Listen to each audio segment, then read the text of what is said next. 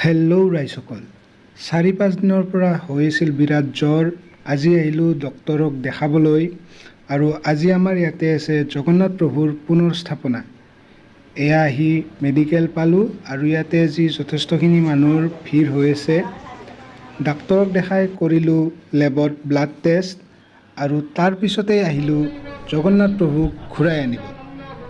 ইয়াতে আয়তীসকলে নাম ধৰি আছে আৰু এয়া দিলে খাবলৈ ভোগ প্ৰসাদ দি। এনেদৰে প্ৰভুক ৰথত উঠাবলৈ প্ৰথমে তেওঁৰ আসনখন আনিলে, তাৰপিছত এজন এজনকৈ কৃষ্ণৰে অৱতাৰ স্বৰূপ প্ৰভু জগন্নাথ, বলভদ্ৰ আৰু সুভদ্ৰাক ৰথত আনি বিৰাজমান কৰিলে।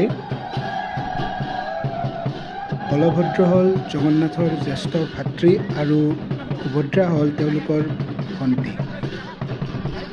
তাৰপিছত এনেদৰে সকলো ৰাইজে মিলি ৰথৰ ৰছী টানি প্ৰভুক আনি আছোঁ আমি। জয় জগন্নাথ।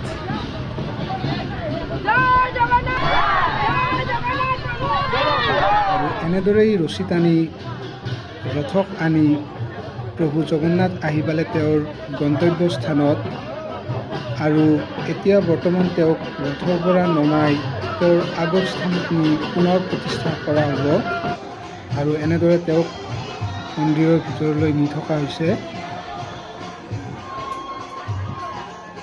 প্ৰভু জগন্নাথক আনি তেওঁৰ স্থানত বিৰাজমান কৰোৱাৰ পিছত নাগাৰা, তাল, শংখ, আৰতি দি তেওঁক পুনৰ প্ৰতিস্থাপন কৰা হৈছে। ইয়াতে আয়তীসকলে ইয়াত কৰিলে নাম প্ৰসংগ। শেষত আমি ভোগ প্ৰসাদ লৈ ল'লোঁ বিদায়। লগ পাম পুনৰ এটা ভিডিঅ'।